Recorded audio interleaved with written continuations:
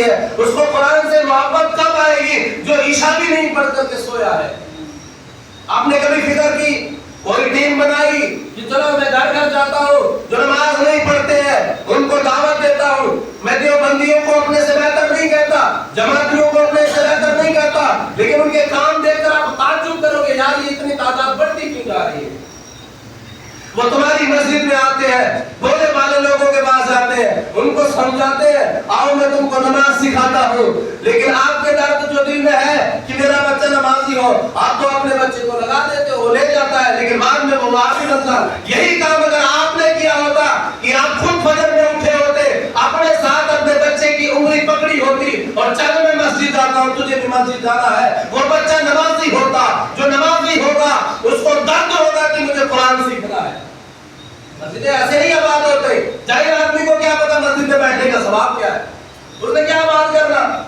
آپ نے ممبروں نے مسجد کا کام لگایا، وہ اکھڑ جاہل ہے، اس کو پتا کوئی نہیں ہے مسجد کے احترام کیا ہے، اس کو بنائیں گے تعمیر کریں گے اس کا ثواب کیا ہے، اس نے تو باتیں کھینچنی آپ کی، آپ کو کام نہ کرنا دینا، کبھی آپ پر تانا لگانا ہے اس نے کہ بھائی مسجد کا پیسہ کھا گئے، کبھی وہ ایسا کہے گا کہ مسجد کے پیسے میں گھوٹالا ہوا ہے، کبھی وہ ایسا آپ کو روکے گا کہ بھائی ادھر سے نہیں بنانا ادھر سے بنانا ہے، روکے گا تو وہ ہی ہے کیونکہ اس کو پتہ ہی نہیں مسجد میں ثواب کتنا ہے کام کرانے۔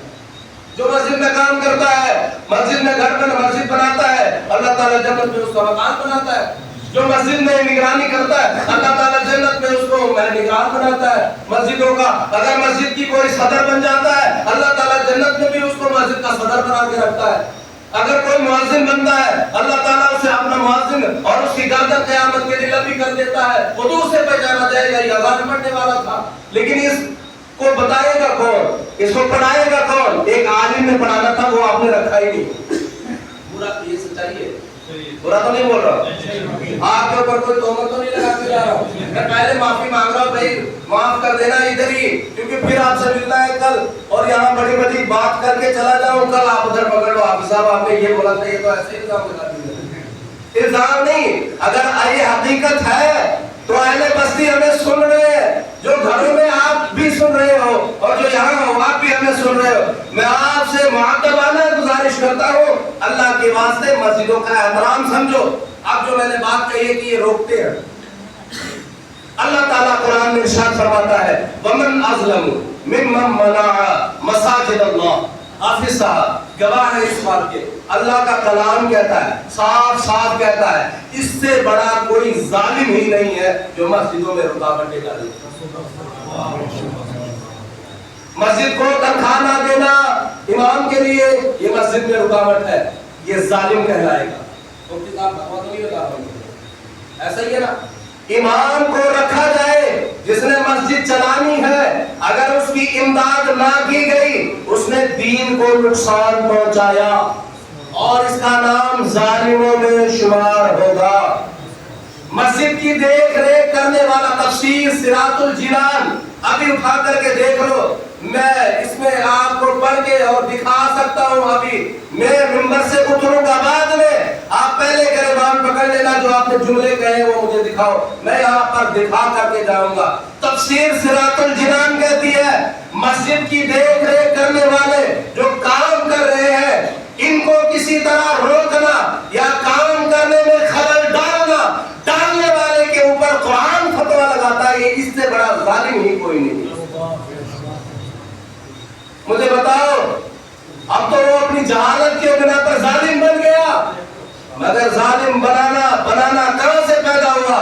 یہ مسجد بزرگوں نے آپ کے بنائی تھی، چلانا کس نے تھا؟ آپ نے چلانا ہے۔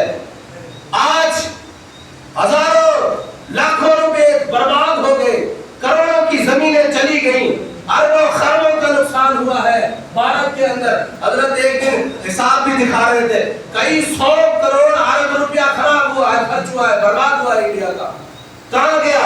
اور وہ آفت و تباہی کس پر آئی ہے؟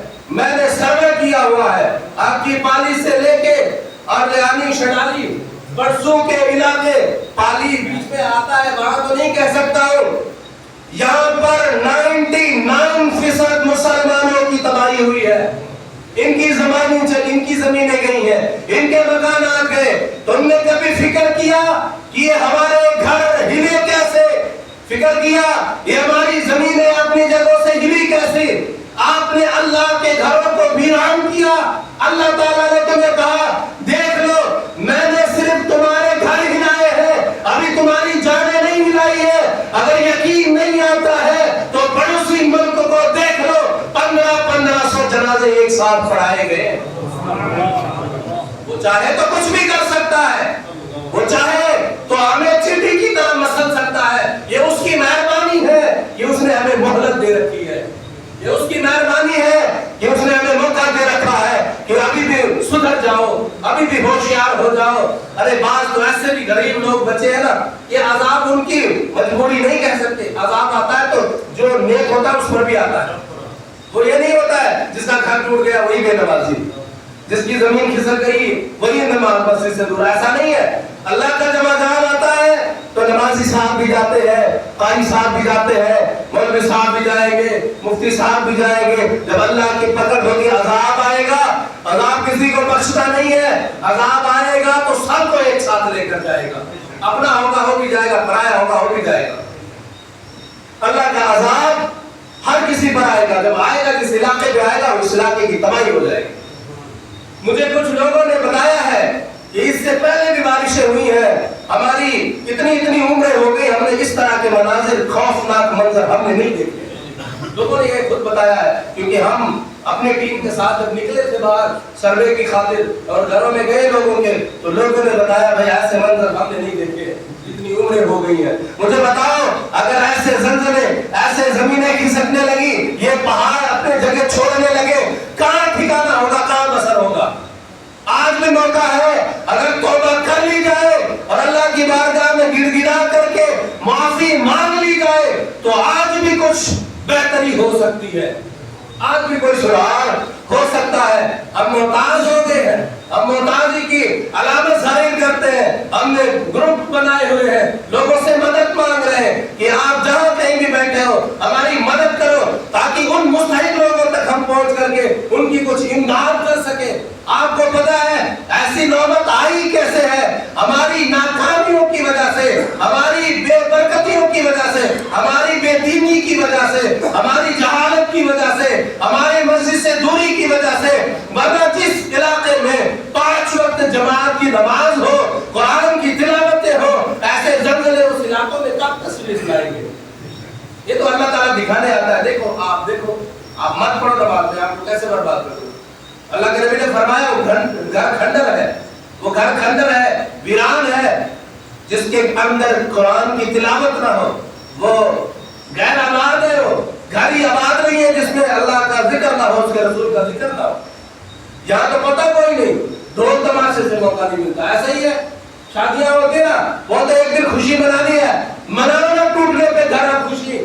دکھایا نا تم کو تمہارے رب نے کہ اگر آپ خوشی کے موقع پر مجھے بھول جاتے ہو تو آج تم کو مصیبت میں ڈالا ہے. آج بھول کے دکھاؤ. ہر بندہ اللہ اللہ کرتا نظر آتا ہے, ہر بندہ اللہ بول پر پڑھتا نظر آتا ہے, ہر بندہ توبہ کرتا نظر آتا ہے. یا اللہ استغفر اللہ, ٹوٹ گیا وہ پہاڑ, کھسک گئی وہ پہاڑی, چلے گئے وہ پتھر. میں نے ایسے ویڈیوز دیکھے ہیں, لوگ کہتے ہیں جب پتھر اپنی جگہ سے چلے اور جب انہوں نے آگے کی طرف سفر کیا, ان پتھروں کی ایسی خوفناک آواز ہم نے زندگی میں کبھی نہیں سنی تھی. ان کے آپس میں ٹکرانے کی جو آواز ہوتی ہے, اللہ تعالیٰ نے قیامت کے دن پتھر کو اسی طرح جب جہنم میں پھینکے گا, ان کی آوازیں ہوں گی, انسانوں کو جہنم میں پھینکے گا, وہ چیخ و پکار لگائیں گے. مجھے بتاؤ کون بچانے آئے گا؟ آپ کو بڑا مزہ آتا ہے, جوان ہے, کیونکہ ہم اپنی کماتے کھاتے ہیں. میرے پیارے وہ بات الگ ہے کہ آپ اپنی کماتے کھاتے ہو. اللہ تعالیٰ نے پوچھنا ہے کہ میں نے تم کو کمانے کھانے کے لیے نہیں, میں نے آپ کو بھیجا تھا. وما خلقت الجن والانس الا لیعبدون. تم نے کتنے ہو, کتنے گھر ہیں یہاں پہ, کتنے گھر ہیں؟